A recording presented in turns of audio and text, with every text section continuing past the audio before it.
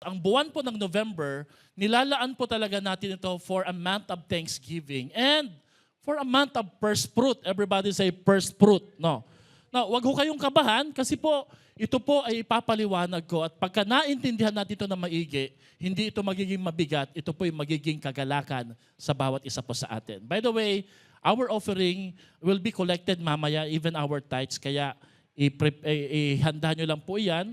Buksan nyo yung mga Bible ninyo, mga notebook, ballpen, even cellphone, kung gusto nyo mag-notes. Kasi sa buwang ito, I am excited to say na meron po tayong bagong series at ang pamagat po nito ay First Things First. Everybody say, First Things First. Ang buwan po ng November ay pasisimulan po natin ang isang serye na ang pamagat po ay First Things First. Ano po ba, Pastor, ang ibig sabihin ng First Things First sa Tagalog? Una sa lahat. Una sa lahat. Higit sa lahat, ang Panginoon ang una sa lahat. Alam niyo po ba, yung salitang first things first, kung susumahin po natin to sa isang salita, lalabas po dito yung salitang priority. Alam niyo po ang problema ng mga tao ngayon. Marami akong naririnig, marami pong dumadaing, nakikipag-usap sa akin, Pastor, nakakapagod, napakadaming gagawin. Pastor, ang daming kabiguan. Na-realize ko as I meditate on these stories, no, kulang tayo sa priority.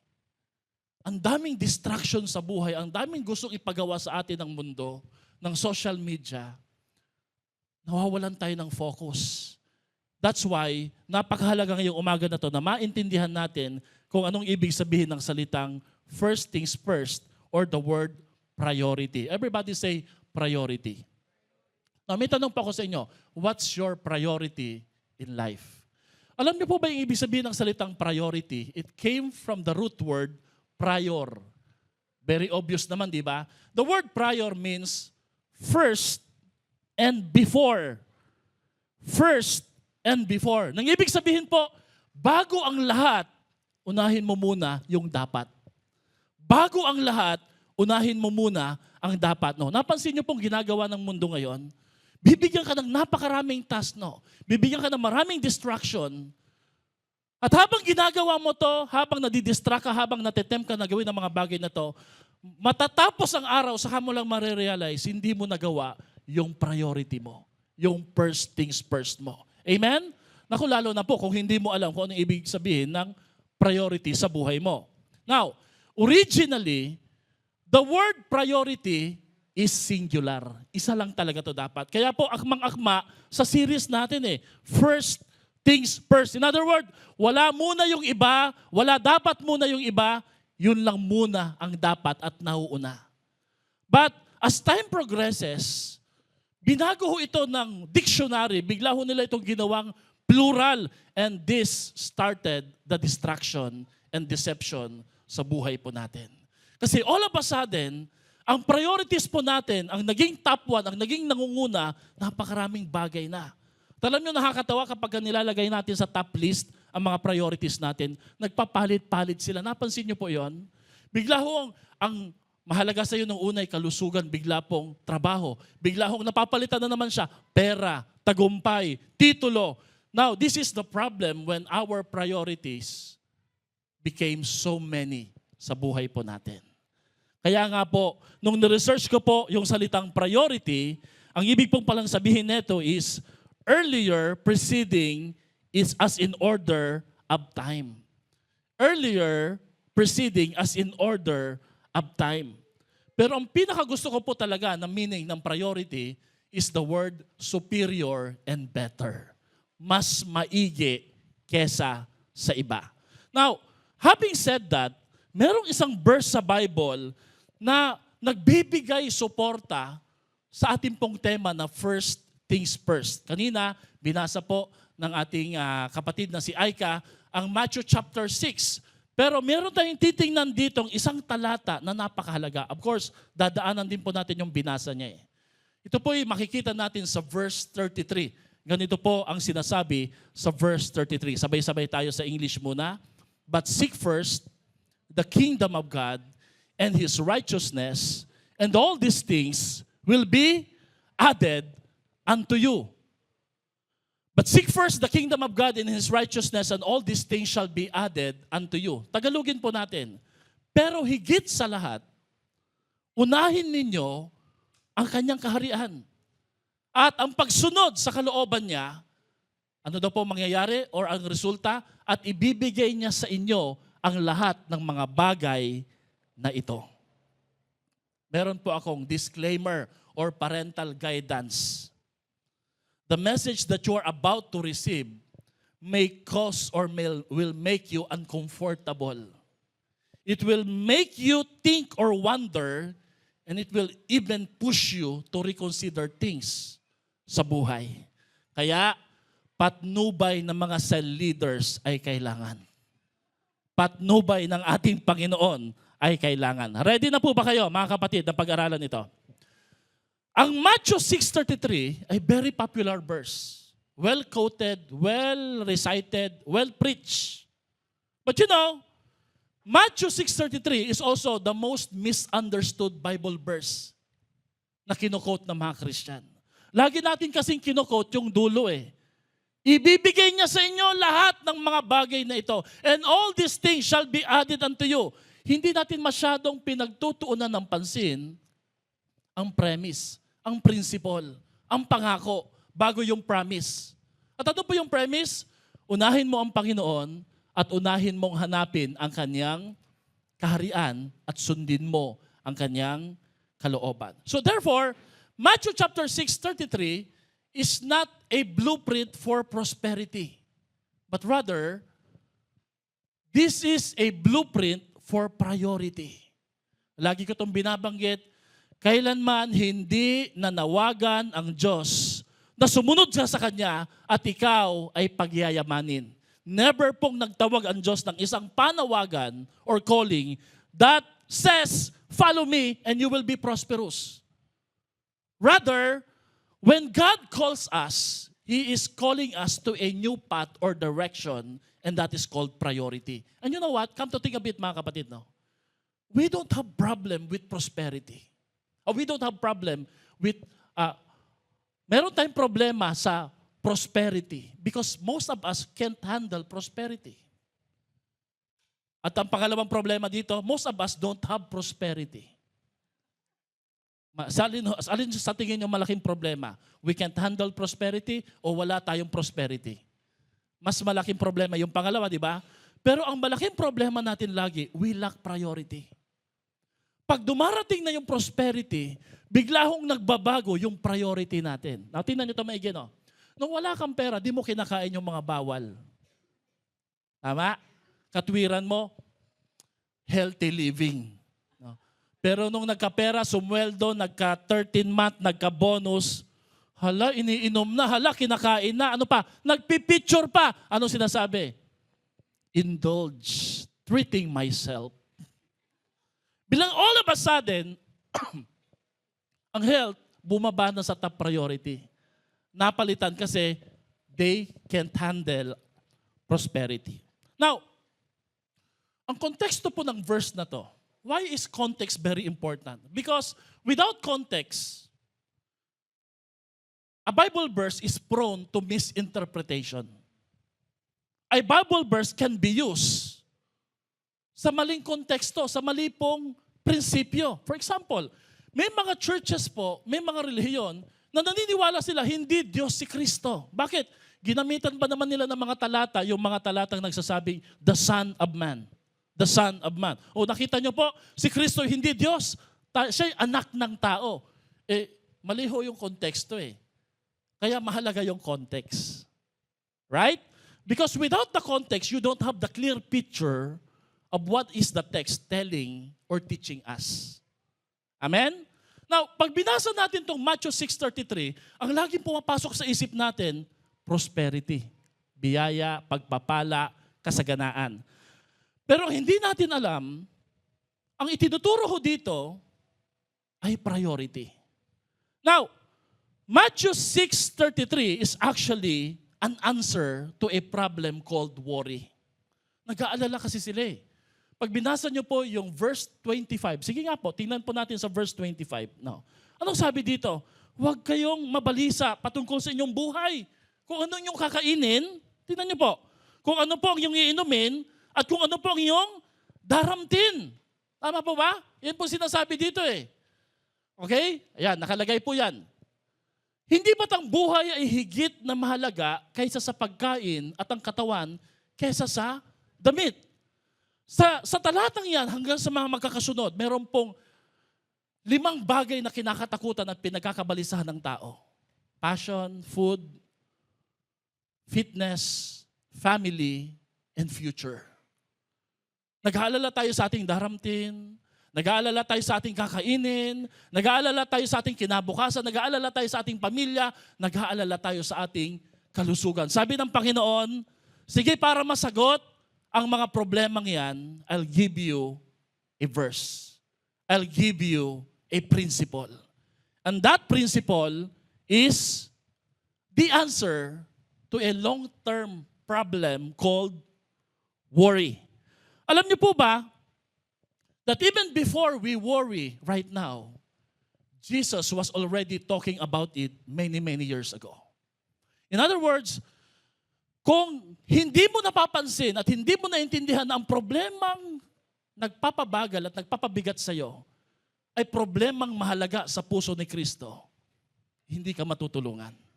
You know, when Jesus talks, we must listen. Because Jesus talks with authority. Alam niya eh. Naiintindihan niya, pero hindi lang niya basta alam at naiintindihan, meron siyang kakayahan, meron siyang solusyon sa katindihan ng ating problema. You know, after this, sunod-sunod na calamities, makikita niyo po sa school nila Jethro Jehaya, nakakalungkot no kasi takot na takot pati mga bata kailangan mag-helmet para sila pong mga kontraktor. May pula, may blue, may puti, no? Papasok sila kasi anytime po pwedeng lumindol eh. Anytime. Dahil po sa nangyayaring ito, no? And then, dahil po sa nangyayaring flood control, Ghost Project Revelation. At marami pong mga reports, anomalya, pero hanggang ngayon wala pa rin nakukulong. Survey says na tumaas yung anxiety at worry ng Pilipino. Because now they think the future is uncertain. Mukhang wala tayong aasahan sa kinabukasan. Pataas ng pataas ang presyo ng bilihin. Subalit yung mga nagnanakaw, hindi po maipakulong, hindi po malitis. Kaya, napakahalaga po ng issue ng pinag-uusapan natin ito. So let's talk about our problem with priority. Life is full of choices. Every day, we decide what comes first.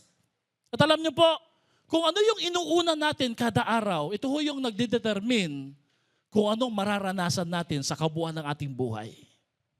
Because worry is not a one-time or one-day problem. Worry actually is an indication of a long-term anxiety na hindi nadidil at hindi natin inaayos. Now, listen very carefully. No? Ang hamon sa panahong ito ay hindi po yung lack of access sa information. Hindi rin po yung speed ng communication. Nakikita natin yan sa mga data, sa mga internet connection. Hindi na natin problema yan. Hindi na rin po yung problema natin yung shortage of option. Unlike before, no, kung wala pong gasol, kahoy lang talaga ng kala ng lulutuan mo. No choice ka. Pero ngayon, marami ng choice. Nandyan po yung electric induction, meron po mga painitan, no, may microwave. Pagdating po sa mga choices, marami tayong pagpipilian. In fact, if I may say this, no, we have an abundance of help right now. So that's not our problem. Our challenge today is the lack of focus. Why? Kasi habang dumami yung pagpipilian, kumonte yung focus at priority natin sa buhay. Amen? Kumonte ang ating focus, kumonte ang ating disiplina because there's just too many distraction in life. Now, example po, no? May gagawin ka, tapos biglang nag-notify yung cellphone mo, nag-ding. No? Anong gagawin mo? Your mind says that you must pick that phone and open it. So, kukunin mo yung cellphone mo. So, notification lang pala ito. May nag-like lang ng post mo, meron lang naghahaha, may nag-heart, o di kaya may nag-comment na kumari mo. all of a sudden, nagulat ka, na-consume na yung 30 minutes or 1 hour ng araw mo. Hello? And we don't have problem like that before. Yung mga lolo at lola natin, wala tayong problema nun eh. Wala naman tumutunog eh. Ang tumutunog lang po yung bunganga ng nanay natin. At kailangan natin sundin yun, no? But importante po kasi yun. Sorry po dun sa word ng bunganga, no? And then, kung kayo nagtatrabaho sa screen, sino dito mga nag-work up from home, no? Biglang may magdo-notify, may magpa-pop up. Naku po, nakuha na naman yung attention mo. Ano nangyari? Napahinto ka. We spend too much time browsing, replying, scrolling. Nagkaroon tayo ng log off sa mga important things na dapat nating gawin. Sabihin nyo, mabuti na lang problema yan ng mga nasa call center o mga nagwo-work sa screen eh. Anong problema nila? Pati mga nanay at mga ate. Di ba nasubukan mo na maglaba at magtupi? Di, naglaba ka. Binuhos mo pa lang. Nakita mo yung cellphone mo, may nakakatawa. Kalahating araw na wala pang nalalabhan na damit. Di kahit paano nilabhan mo naman, natatawa kayo, di ba? Sinampay mo. At nung sinampay, ang laging tanong dito, ano mas mahirap, ang maglaba o magtupi? Magtupi lagi ang problema, di ba? So ilalagay mo siya dyan. At pagkatapos mo, sobrang pagod mo na, pero tinatanong mo, bakit ka napagod? Napagod ka kasi hindi dahil marami kang ginawa eh. Wala kang naging accomplishment na priority sa buhay mo. Psychologist says it's not the many things that makes us tired. It's the lack of focus. It's the lack of determination. It's the lack of priority ang nagpapapagod sa tao. Hello? Nakakita na kayo ng nanay, nakakita ka na ng ate, nakakita na kasamahan mo sa bahay, na imbis na magtupi, humilata at humiga. Bigla pong nagulat siya, naku po, mag-aalas 6 na pala ng gabi. So anong gagawin? Tatambak uli yung mga tupiin, madadagdagan uli ng labahin, ano nangyari? Wala lang, nilalagay lang lahat doon. Maniwala ko kayo, nangyayari din po sa amin yan. Magtaas nga po ng kamay yung mga umaamin dito. Say guilty. Ano pong resulta sa ganitong klaseng buhay? Papasok ka sa school, sa work. May kape ka pa, di ba? May mug ka pa, di ba? Nakalagay doon sa kape, sa mug. Work on. Atsa, kaya natin to. Pagdating mo doon sa work, log-in ka, nakapasok ka naman na. Pag upo mo doon sa desk, naghahanap ka na kagad ng pagkain, hindi pa nagtatanghalian. Kakaagahan mo pa lang, di ba? Tingnan mo yung katabi mo kung guilty. Tapos parang tinatamad ka, parang gusto mong umidlip ng konti. Narinig mo sa kabilang desk, nagchichikahan sila. Sabi niya, ano ba yun? Di ba? Biglang nagulat ka, meron ka palang mga deadline at due na hindi mo nagagawa. And then you feel tried and pressured when the deadline is on na sa buhay mo. You don't have a problem of too many deadlines and dues or activities.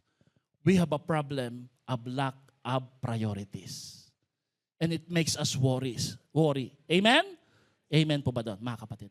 Meron pa akong kausap. And this is true.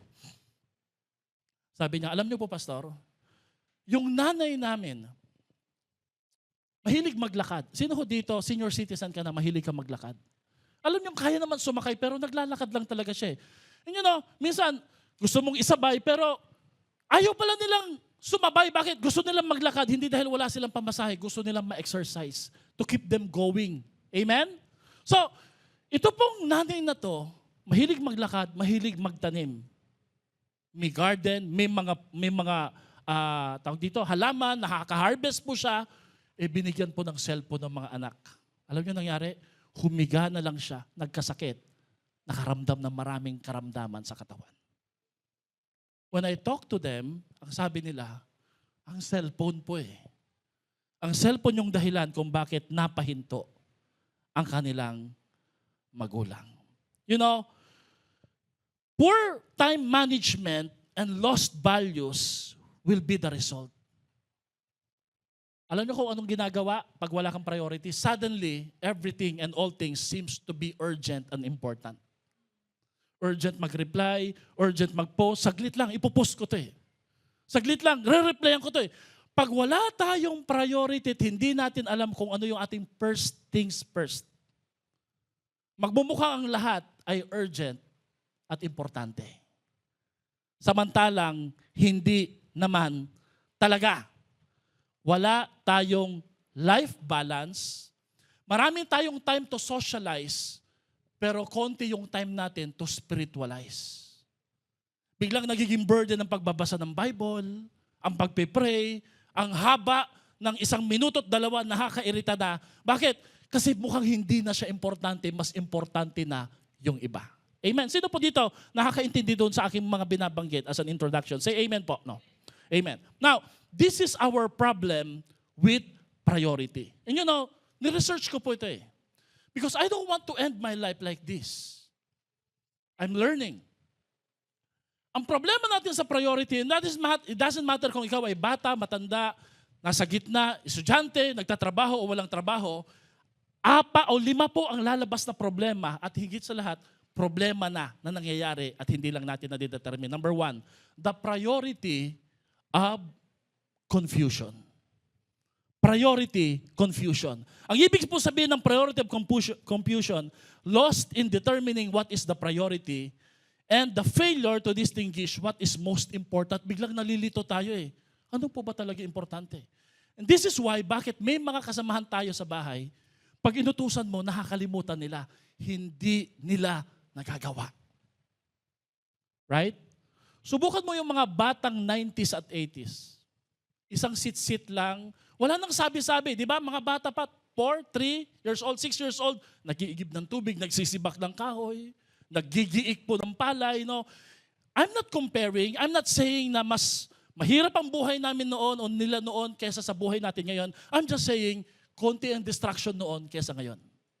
That's just what I'm saying. Okay? I'm not comparing. Hindi ko sinasabing hindi maganda ang pagpapalaki sa panahon ngayon. Pero ito nagiging resulta. Nawawalan tayo ng priority kahit yung pag-aaral. Kahit gamit na lang. Sino dito madalas nakakaiwan ng payong, panyo, baunan? Yung mga basic, no? Muntik mo na maiwanan sarili mo, konti na lang. Why? Because of priority confusion. Di ba? Meron bang time minsan naisip nyo, linggo ba ngayon? Naranasan nyo na po ba yun? Parang hindi linggo, parang Lunes ah. Naku po, patay tayo dyan.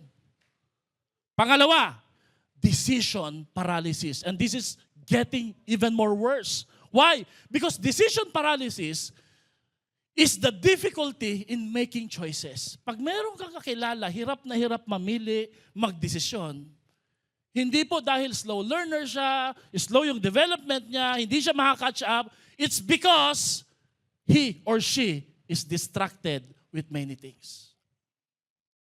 Hindi niya alam kung ano yung first things first na dapat naliligo bago pumasok sa school. Nagsisipilyo, no? Naalala ko dati, no? Aaral ako sa Valenzuela, pupunta ako monumento, sakay ko LRT, may mga toothbrush ako dito, nakalagay, no? Natawan-tawa po yung mga tao, kuya, may toothbrush ka dito, no? Ano ba yan, no? Nalilito na po tayo eh. Difficulty in making choices, fear of making choices is the second. Matatakot ka na magdesisyon ngayon. Bakit? Iisipin mo, baka magkamali po ako eh. Pasama na lang po ako. Ang tawag po dito ay stuck up because of analysis paralysis. Too much analyzation makes paralysis. Napaparalyze tayo. Nai-stuck up po tayo.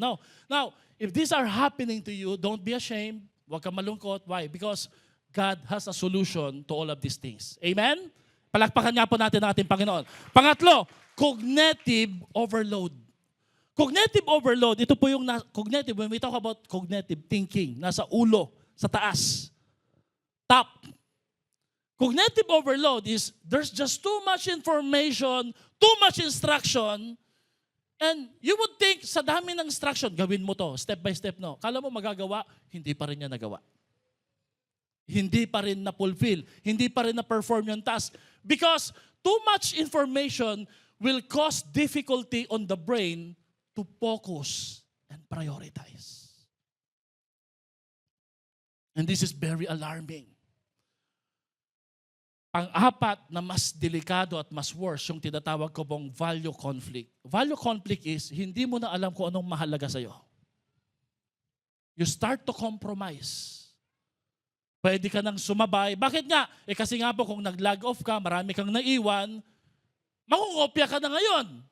So yung values mo dati na hindi ako mangungopia, mag-aaral ako mabuti, o hindi ako magpa-plagiarize, dahil meron pong mga analysis paralysis, you will start to lower down your standard or your values.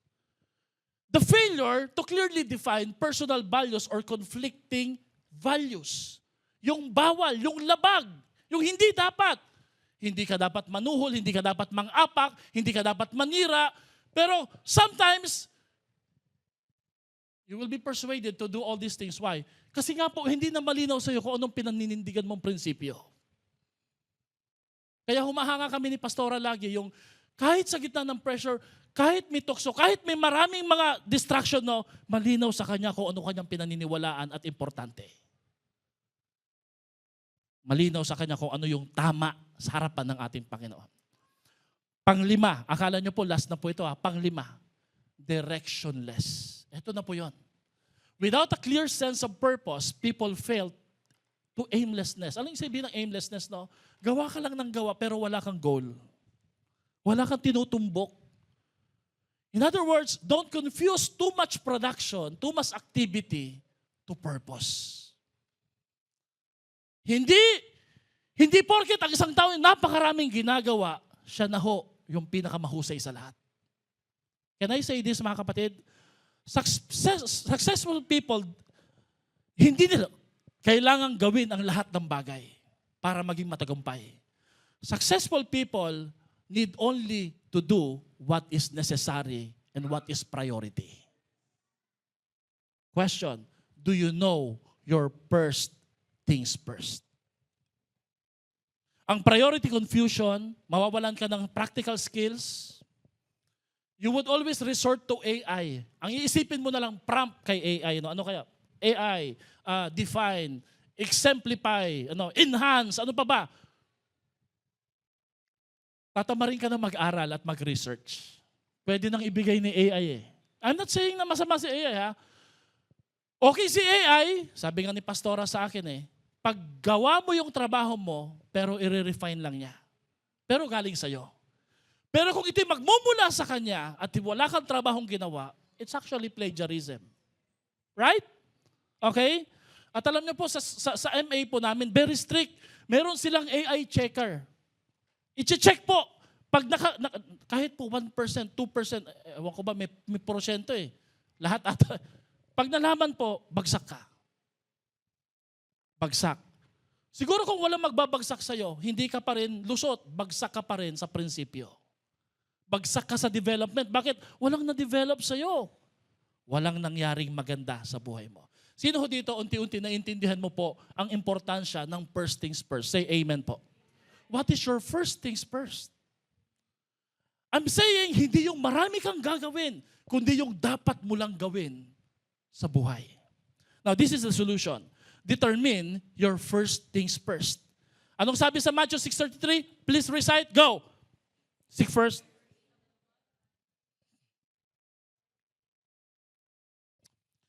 When I say first things first, this is your non-negotiable. This is your no-brainer. This is your I cannot come down values. Naalala niyo po si Nehemiah? Hindi ako pwedeng bumaba. Mahalaga ang ginagawa ko. Lagi kang bababa eh. Lagi kang magkukwit sa mga bagay na mahalaga at sasang-ayunan mo yung mga bagay na less important. If you don't know your first things first, you will get distracted by the many things surrounding your life. Paikot-ikot. Too many options, too many alternatives. At dahil walang first things first, walang top priority, madali kang ma-persuade. Madali kang maaya, madali kang maakay. At alam niyo po, ang pinagmumulan niya ito lagi, social media. Social media talaga. Kaya, napakahalaga na determine natin, linawin natin, Lord, what is my first things first? Ano ba talaga, Lord, yung pinakamahalaga sa akin nung una na bigla hong nabago? Tulungan mo ko, Lord, na makabalik doon. Sino po dito ganyan yung prayer mo? Because when you choose that, you choose to live better. Everybody say better.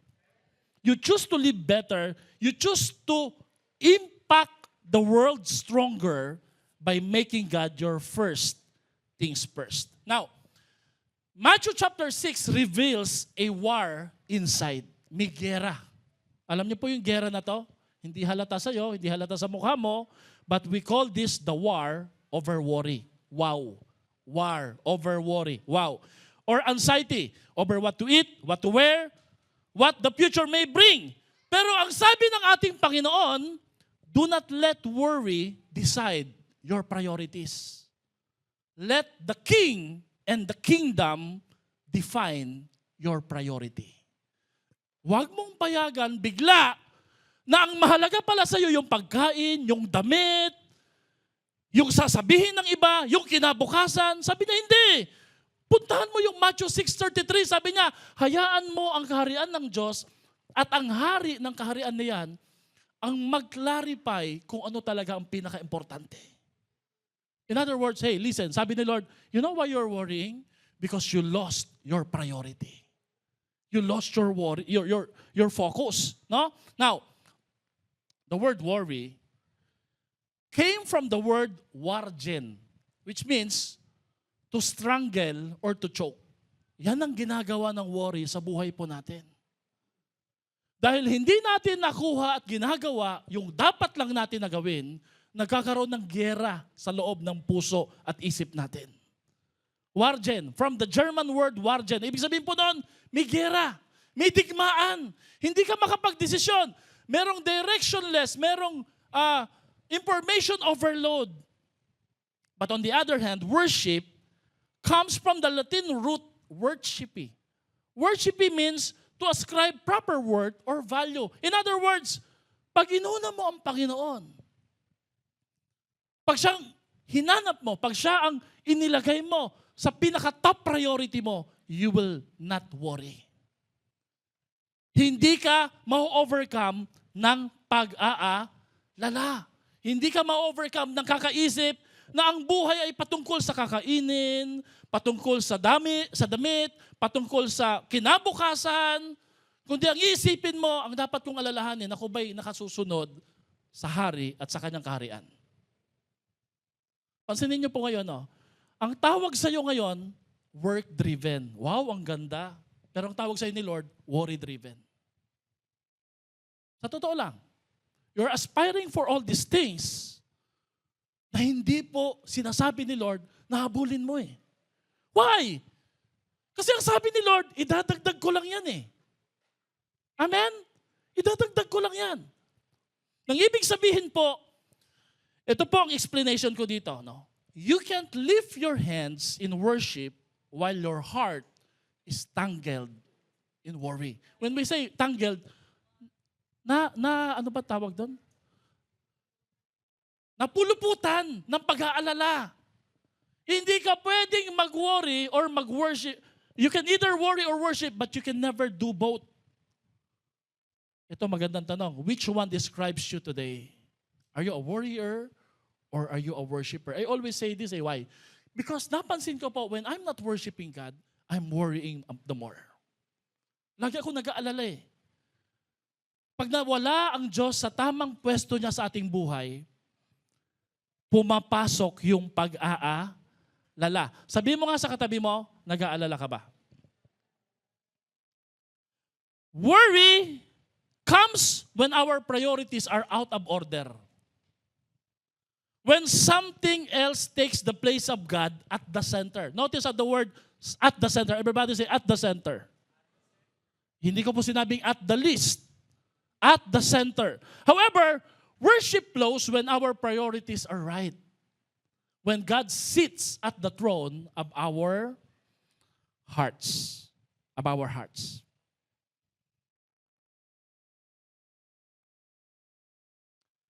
Ang first things first principle, pag-aaralan natin sa buong buwan ng November ay nagsasabing if God is not the first in everything, if God is not the first, everything falls apart. Babagsak lahat. Laro kami ng Jenga puzzle Hiniram po namin yun kay Ate Reg Pag hindi pala nakapantay ang lagay ng bawat pieces, babagsak lahat Pero posible palang makakuha pa rin ng lag na hindi bumabagsak pag tama po ang sentro. But when God is first, everything else falls into the proper place. Now, this means that hindi po masama ang work. Hindi rin masama ang business. Hindi rin masama ang pag-aaral Ang tanong lang, nasa tamang place ba si Lord over them? Nasa tamang pwesto ba ang ating Diyos sa buhay po natin? That's why we need to choose better. Because it's not just about making choices and decision. It's about choosing better. Hindi po natin sinasabing wag mong piliin yung trabaho, wag mong piliin yung pag-exercise, wag mong ipiliin ang pamamasyal, yung me time. Ang sinasabi po ng Matthew 6:33, piliin mo yung pinakamaigi. Choose better. Yeah, choose them. But as you choose, think about this. Is it the better? Ito ba yung pinakamaigi sa lahat? Okay? So, the problem is, ito yung problema we are seeking everything else. And we're wondering, ba't hindi ako lumalago? Ba't hindi ako lumalakas? Ba't hindi ako nabubuo? You know, if we want God to be glorified in our lives, we need to seek Him first. We need to honor Him first. Kailangan po yung pwesto niya sa ating buhay, nasa tamang pwesto. Ito po yung nangyari. And even as Christian, even as pastors, even as spiritual, ang itsura po natin sa tingin ng iba, we can seek everything else. Because we forget about our first things first. So, dalawa lang naman ang outline natin ngayong umaga na to. Unahin natin yung premise. Seek first the kingdom of God and His righteousness. Unahin mo ang Diyos at ang kanyang paghahari. Sabihin mo nga sa katabi mo, seek first God and His kingdom. The word seek means to pursue, to strive after, to be preoccupied with. Ibig sabihin po nun, imbis na ang magdala ng kabalisahan o pag-aalala sa iyo ay yung pagkain, kakainin, kaya kailangan mo magtrabaho para dito, bakit kaya hindi mo unahin ang Diyos at ito ang maging dahilan ng iyong pagkaalala? Nag-aalala ka kung nagagawa mo ba yung dapat na pinapagawa ni Lord para sa iyo. Which is, it's the good thing to worry. You make Him first. At alam niyo po, the word first, ito po yung napakahalaga na dapat natin maintindihan, it doesn't mean order. Number one si Lord, number one yung pamilya ko. I'll tell you mamaya kung bakit hindi dapat ganon. But the word first is importance. Ang ibig po sabihin ng salitang first ay yung pinakamahalaga. Nang ibig sabihin po, ganito lang po explanation yan. When we say importance, not in order, this is what I mean. It's not God first. Hindi yan muna bro. It's not God first, then everything else second. It's God first in everything. It's not God first, then everything else second. It's God first in everything. Nang ibig sabihin po mga kapatid, hindi yung pagkatapos ko dito kay Lord, nag-devotion na ako, ito naman yung susundin ko. Lord, tama na yan ha, okay na yan ha. Mamamasyal na po kami ha. At kung mayayayaman po ako dito sa hindi dapat, Lord, me time ko na to. That's not what it means.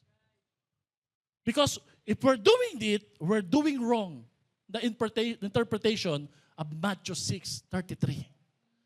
Mali pala. At alam nyo, naranasan nyo na po ba yung may ginagamit kang isang bagay na mali yung pagkakagamit mo? May pinaniniwalaan kang isang prinsipyo, pero all of a sudden, bigla mong na-realize, may nagsabi sa'yo, you're doing it wrong. Mali yung pagkakagamit mo. Mali yung prinsipyo mo. And you know, ganito po palagi ang gospel. The gospel confronts. Why? Because when it confronts, change happens. Change happens. Repentance happens. Everybody say repentance. Pastor, hindi ko na kailangan ng repentance. Tumanggap na ako kay Lord. No, you need repentance daily. Why? Because you need to change your mind daily.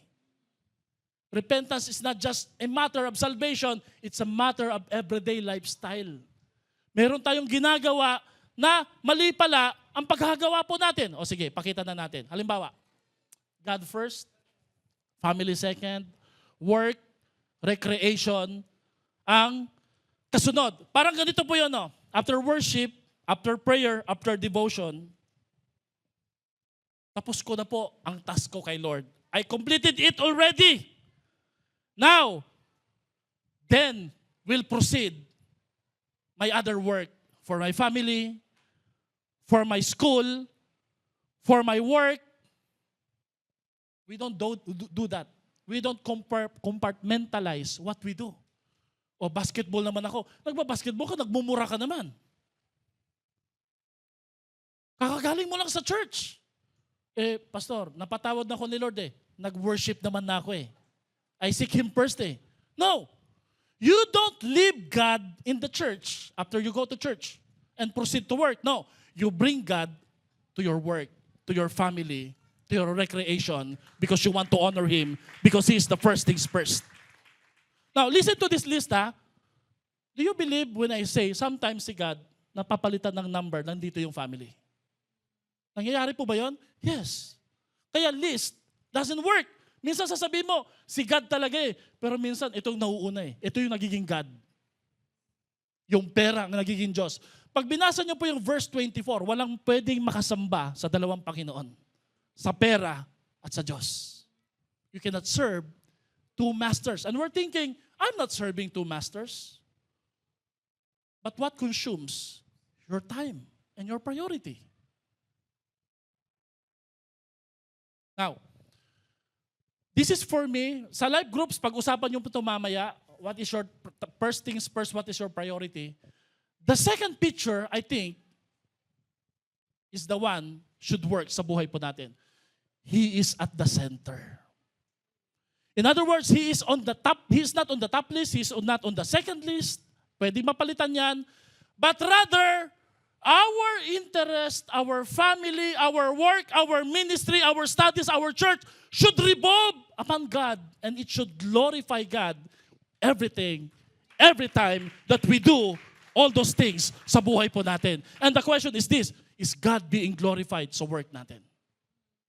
Is God being glorified sa family natin? Is God the first things first in our finances? Ang lakas mong gumasto sa gadget, saka sa pagkain, pero pagdating kay Lord, kuripot ka.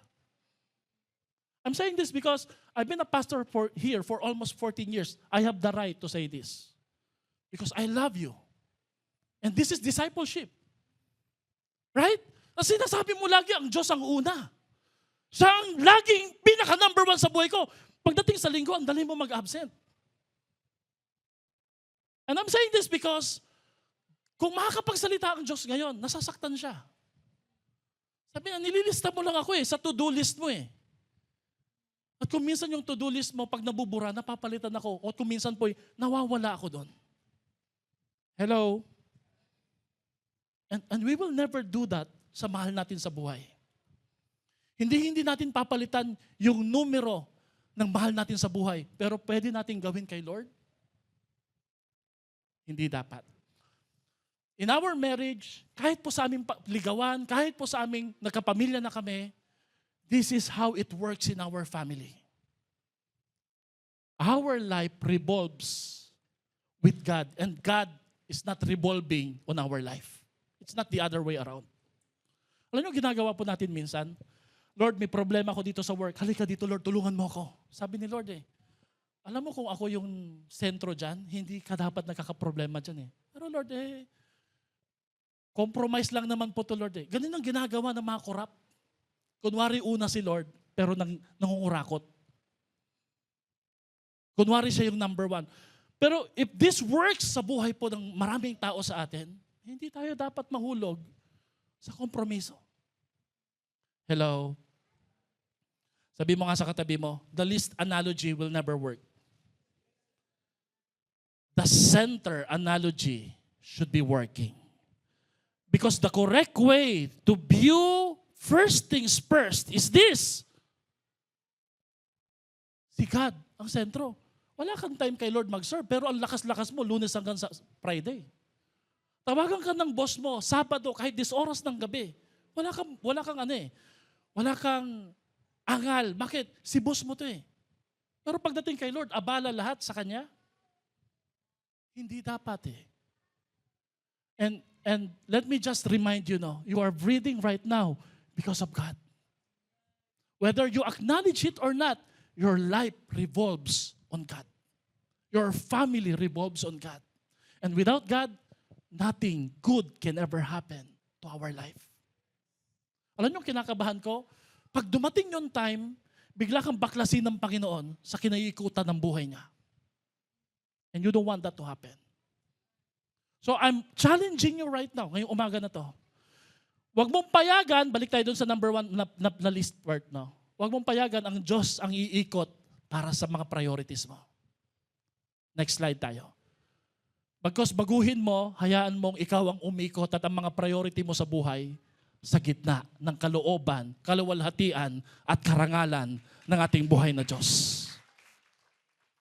For me, non-negotiable ang Sunday. Non-negotiable ang righteousness. Non-negotiable ang godliness. Non-negotiable ang paglilingkod kay Lord. Hindi yan dapat pinag-iisipan. Amen? Dalaga ka, nakakita ka ng pogi. Kahit may sungay at may buntot, mahalaga Lord, pogi. Nasaan na si first things first? Nasaan na yung priority natin kay Lord? Nakita mo corrupt kahit mali yung ginagawa. Wala kang ginagawa. So anong tawag doon? You allow God to revolve on your compromises, thinking that you will be blessed. That's not how Matthew 6:33 works. Matthew 6:33 works when we put Him first, meaning at the center, prior to all of these things. Singular, walang kasamang iba. Siya lang dapat. Amen? So it's not chronological, it's prioritational. May word pong ganyan. Hindi ko po inimbento yan. It's not do this before other things in the list. The word first refers to preeminence. Kung hindi ko magagawa yung iba, basta nagawa ko yung para kay Lord, I just leave it to the Lord because I know the Lord will take care of those things na hindi ko nagawa. Anyway, sa Kanya umiikot yung buhay ko.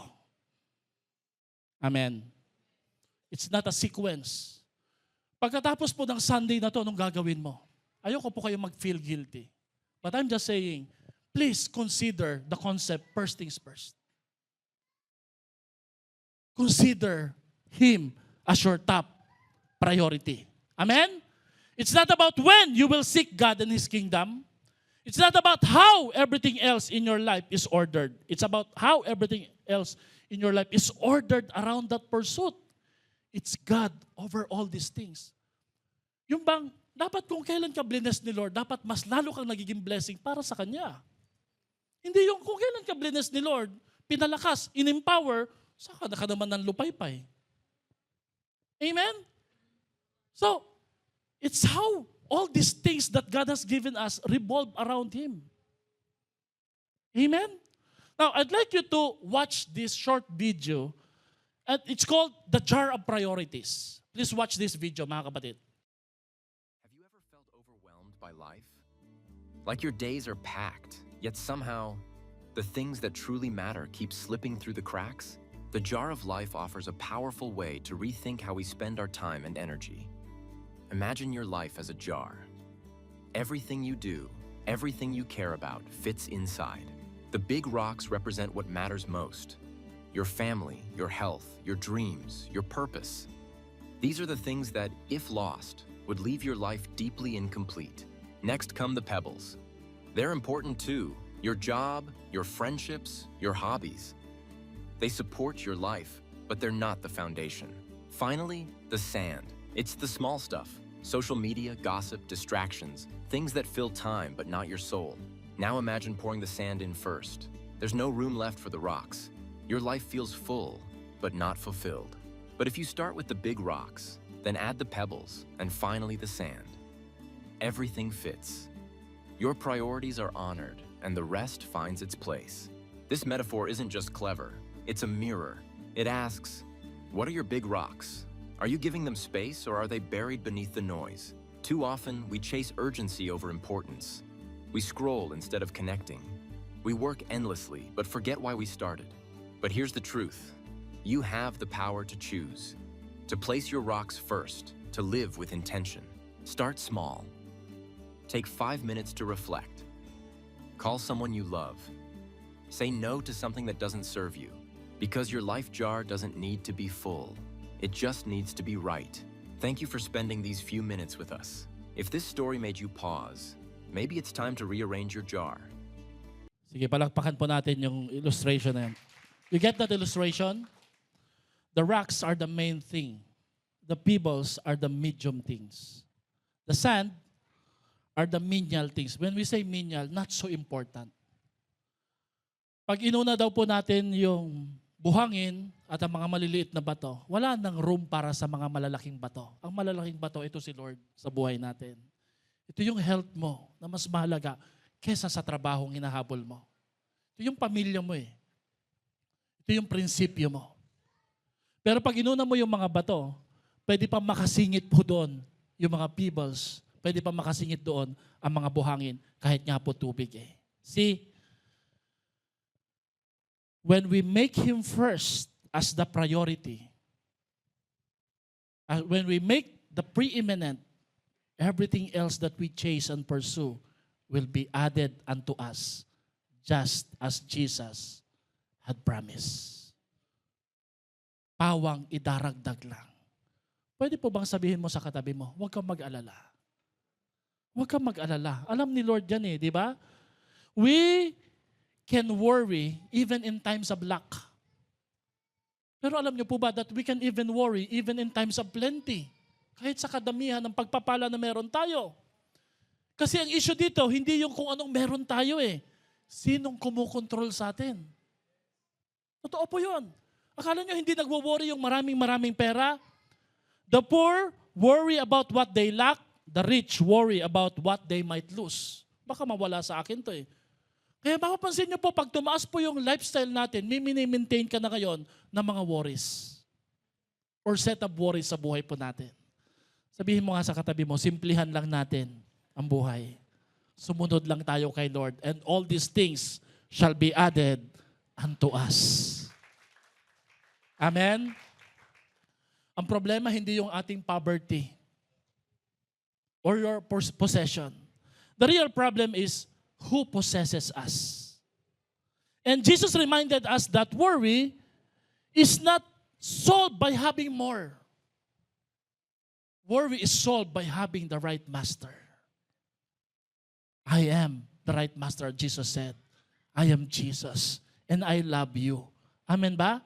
Now, sino ho dito nag-beach ka na minsan? Nasubukan mo na bang dakutin yung buhangin? Parang ganun ang buhay eh. Dinadakot mo lahat, makuha mo lang lahat eh. Pero tingnan niyo po, no? The more you try to control life with your own hands, the more it slips away in your hands.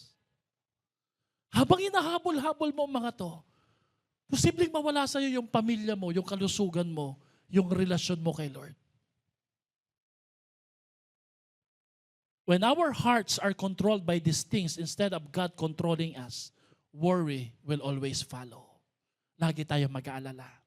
Whether we have those things or not. Kaya mga kapatid, I encourage you, determine your first things first. When God is first in everything, there is no longer division between the word sacred and secular. Ibig sabihin po na pag sa church, sacred ako. Pag sa work, secular po kasi ito, pastor, kaya pwede ko itong gawin. No. Lahat ng gagawin mo kahit sa labas, dapat may kinalaman sa pagpaparangal at sa pag-uuna sa karangalan ng ating Panginoon. Everything that we do, everything that we think, everything that we say, plan, and decide, they should revolve around Jesus. And they should exist only for Him to bring greater glory and honor sa ating dakilang Panginoon. Amen po ba doon mga kapatid? No? Pangalawa at panghuli, the promise. All these things shall be added unto you. Ang sarap pong pakinggan, no? All these things shall be added unto you. Lahat ay pawang itaragdag lang ng Diyos, no? Basahin natin sa Tagalog. Higit sa lahat, unahin niyo ang kaharian ng Diyos at ang pagsunod sa mga kalooban niya. Sabay-sabay tayo. Ibibigay niya. Ang dami nating hinahabol sa buhay. Sino bang nagsabi na kailangan silang habulin? Pero ito sinabi na ni Lord, hanapin niyo ako eh. Habulin niyo ako. At yung mga hinahabol-habol at hinahanap-hanap niyo, ibibigay ko sa inyo mga bagay na yun. Ano alam natin, pag ang Diyos nagbigay, nakasala na ito. Maayos na. At hindi magdadala na kapamakan para sa atin. Palakpakan natin ang ating Diyos. When God reigns and lives in our hearts, worry resigns and loses its power. Pag ang Diyos pong naghari, walang kontrol ang pag-alala sa buhay po natin. You are contented. Pagkatapos ng samba, hindi ka nag-aalala kung meron ka ba neto o wala ka. Anong meron sila na wala ka. No? Hindi ka affected, hindi ka worried. Why? Because peace takes over where God is in control. Kung ang Diyos po ay in control, hindi tayo dapat mag-alala. God is never indifferent to all our needs. Huwag mo pong isipin na, alam mo, ang Diyos walang pakialam niyan sa ating pangangailangan eh. No. You know, ang prinsipyo ng Matthew 6:33, hello, provision follows submission. Ang pagkakaloob ng Diyos, laging susunod sa mga sumusunod sa Kanya. Hindi mo na kailangang habulin ng mga yon. What you try to control becomes a source of great anxiety, but what you try to submit will become a great testimony. Na ipagpapatotoo mo kay Lord. I'd like to give you an illustration now. This is our family. No? Hindi ko lang alam ba't nasama po yung isang bata dyan. Sabi ni Jethro, ito po yung time, Papa, na may pupuntahan tayo, lahat tayo nagsombrero at nagpicture po kami. No, I'm using this illustration, why? Because when a child rides in a car, hello? Nakikinig pa rin po ba tayo? When a child rides in a car, a child never worries about the gasoline, about the RFID, about the safety, and even about the food. Why? Alam niya, sasakay lang siya. Sagot po ng mga magulang at nagdadrive ng sasakyan. Alam niyo, lagi sinasabi ni Jethro, hungry na kami. Kahit kakakain lang po. Kagaya kahapon, hungry na kami. Dinadamay pa minsan si Jehaya eh. Hungry, di ba Jehaya, hungry ka na, no? Hungry na kami, no? Well, alam niyo po, lahat ng nakasakay sa sasakyan ng kalooban ng ating Panginoon, hindi dapat mag-alala. Sa gas, sa RFID, sa safety. Bakit? Hawak ka ng ating Panginoon because after all, anak ka pa rin niya kahit malaking bulas ka pa. Sabihin mo nga sa katabi mo, anak ka ng Diyos. Dapat lang naunahin mo siya. Diba? Lagi kong tinatanong si Jethro, what is the best part of the day, Jethro, na nangyari ngayon? Lagi niyan sasabihin, the food, the laughter, and you, Papa and Mama, the fellowship. Nakakaiyak minsan kasi akalain mo, ang gusto ng mga bata yung kinakain lang eh. And this is a challenge sa atin. Sana po harinawa sa dulo, hindi lang yung binibigay ng Diyos ang nagpapakilig sa atin, kundi yung Diyos mismo na nagmamahal sa atin at hindi tayo pinapabayaan. Yung kasama natin siya sa sasakyan sa buhay. Worry is not cured by abundance, it is cured by allegiance. Pwede ka magkaroon ng punong-puno sa iyong bank account, pero empty yung puso mo. If you're not making Jesus the first over your life, pero pwede kang magkaroon ng empty wallet and yet you have full faith, trusting God that anything is possible through Him. Ephesians chapter 3, verse 20. So the question is, not what do you have, but who owns you? Sino pong nagmamay-ari sa'yo? Hindi yung kung anong meron ka. Mga kapatid, worry burdens us, but worship blesses us. Pag inuna mo ang Panginoon, hindi ka mabibigatan. Mapagpapala ka.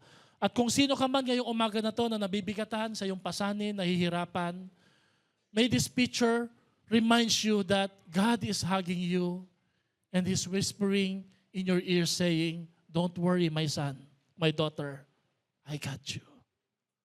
Hawak ko yung buhay mo. Hawak ko yung pamilya mo. Hindi kita iiwan, ni pababayaan man. Palakpakan nga po natin ang ating buhay na Diyos.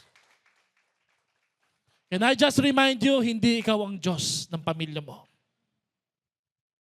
Hindi ikaw ang hari. Meron tayong Panginoon na dapat mong unahin, dapat mong hanapin.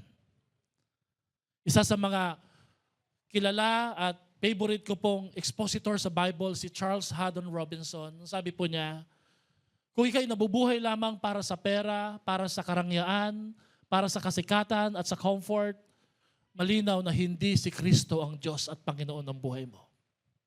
It's very clear. You are prone to worry and never worship God. Hindi si Kristo ang Diyos ng buhay mo pag itong inuuna mo. Mga kapatid, you can walk closely and trust confidently with a God that you treat lightly and casually. Pag ang Diyos po ay hindi mo pinaparangalan, hindi mo inuuna, mahirap po siyang pagkatiwalaan. Mahirap siyang sundin. I'd like to close with this illustration. Si Eric Liddell, how do we make God our first things first? You know Eric Liddell? Eric Liddell is an athlete. Mahusay, may chance po siyang manalo on a, I think, 100-meter dash po yata yun, no? Pero nung nalaman niya, listen to this, no? Nung nalaman niya na ang kanyang laban ay tatama ng linggo, ano kaya pwedeng gawin doon, no? Kausapin si pastor, hingi ng prayer ng church, no? Alam mo ginawa niya? Sabi niya, hindi ako tatakbo dahil ang araw ng linggo is non-negotiable para kay Lord yan. Nalungkot po ang kanyang coach, ang kanyang bansa. But the other year, this time ang laban po, higit pa sa 100-meter dash. Ito po yung isang takbuhin na mas mahaba na hindi pa niya natatakbo. Pero confident po siya, sabi niya, Lord, alam ko, nasasamahan mo ako. Kilala siya bilang isang atleta na hindi tumakbo dahil sa kanyang pananampalataya sa Diyos. At maraming nangutya sa kanya. Sabi nila si Eric Liddell, panatiko sa Diyos pero hindi praktikal. Nung siya'y naghahanda na po to sprint, para po sa takbuhin na yon, meron pong isang mama na nasa labas ang nag-abot sa kanya ng isang papel. It's a quote coming from 1 Samuel that says, those who honor God, He will honor Him. Ang nagpaparangal sa Diyos, pararangalan niya. And you know what? He won on that race and he set the record of the fastest to ever finish on that race. Kaya ang tawag sa kanya, the chariot of fire. Para siyang tumatakbo na nag-aapoy yung kanyang katawan. Bakit? Kasama niya ang Diyos na pinarangalan niya. I'm saying this because it's a reminder na pwede pa rin tayong manindigan miski ngayon para sa ating Panginoon. Pangalawa, si William Colgate. Kung ito man po yung ginamit nyo kanina na Colgate, salamat. Kung bayabas lang po, okay lang. Si William Colgate, together with James L. Kraft, ang owner po ng Kraft Foods. Si Henry John Heinz, ng ketchup. Ginagamit ng McDo po ito eh. Pero this William Colgate believes on the principle of tithing. You know tithing? Binigyan ka ni Lord ng sahod na 1,000 sa isang linggo, you will give Him the 10%, which is 100 pesos. You know, maging tapat po tayo sa ating tithes. Alam niyo po, wala na si William Colgate, pero God gave him a legacy na hindi matibag-tibag. Ang Colgate Palmolive Procter & Gamble Company, founded on a foundation of obedience and tithes and offering para sa ating Diyos. Parang wala yatang pumapalakpak. Wala atang pumapalakpak sa pagpapala ng ating Panginoon. Alam niyo po, there was a rumor that William Colgate reversed the tithing. Instead of giving God the 10%, he gave God the 80%. At hindi pa rin siya pinaglugi ng ating Diyos. Hindi papayag ang ating Diyos na hindi ka pagpalain kung ikaw ay susunod sa ating buhay na Panginoon. May pangangailangan ka ngayon, unahin mo siya. Huwag mo siyang pangunahan. Kung pinagpala ka na ni Lord, if you want that wealth to become generational, bless God, honor Him with your wealth. Give God the 10%. And then last, ito pong si Andrew Lawson. 80 years old, siya po yung founder ng Gift of God. Yung ginagamit natin pang share ng gospel. At 80 years old, wala siyang ibang hangarin kundi ibahagi ang mabuting balita sa kotse. Kahit po yung mga nasa Senado, Kongreso, pag siya inimitahan po doon, sinesharean po niya ng gospel. Hindi po siya nahihiya kahit sa mga cruise ship kasi mayaman po ito eh. Ito ho yung Vice President ng City Land Development Corp. Yung nakikita niyo pong malalaking mga building sa Makati, sa Ortigas.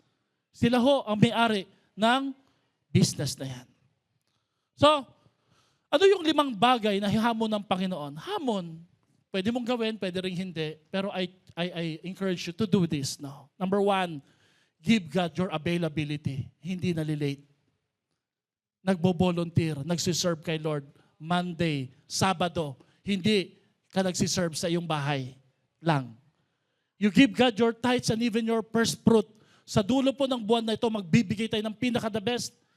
You know, some of our cell leader in the likes of Ate Christine, bukod sa pag-iipon, nagbebenta siya ng mga gamit. Nalaman ko lang to, even without me telling her, ginagawa po niya ito para sa kanyang pambigay na regalo para sa first fruit sa ating Panginoon.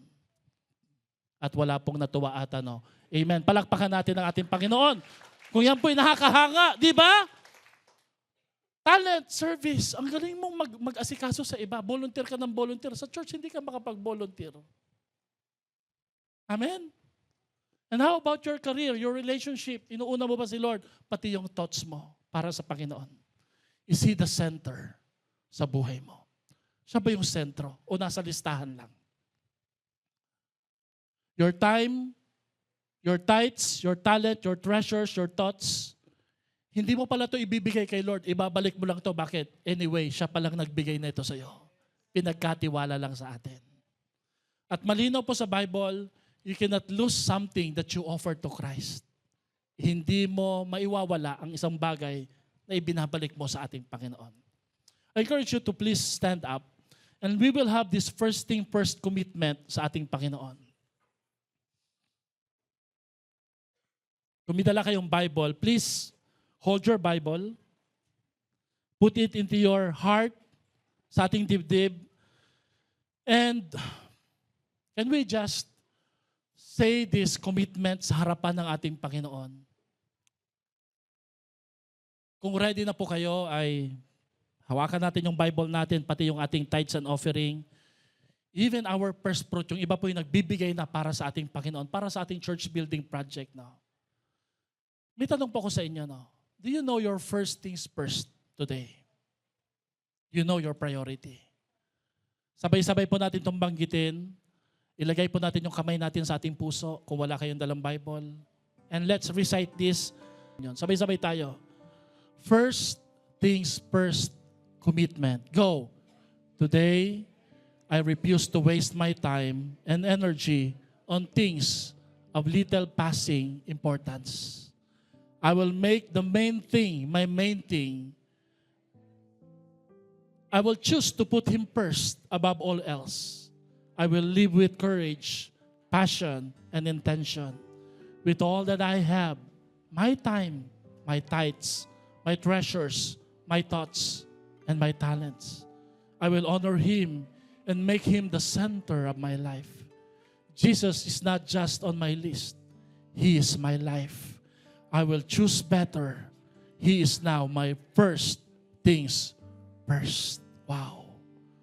Let's close our eyes. Kapatid, pag nilay-nilayan, pag bulay-bulayan mo ang mensahe ng Panginoon sa puso, ay binahagi po sa atin ng ating Panginoon. At as you close your eyes, surrender your worries to the Lord. Yung hindi mo alam na mangyayari, huwag mong alalahanin, isipin mo ang Diyos nang bahala doon. Subalit, pag sumakitan mo na unahin at hanapin mo ang kaharian ng Diyos at ang kanyang katuwiran at ang pangako ng Panginoon ng mga bagay na ito ay pawang na idaragdag lamang sa iyo. I want you to surrender your life to the Lord. Surrender your time, your talents, your tithes, and even your treasures and your thoughts to the Lord. And say, Lord, I give this all to you. I am yours, and you are mine. Amen at amen.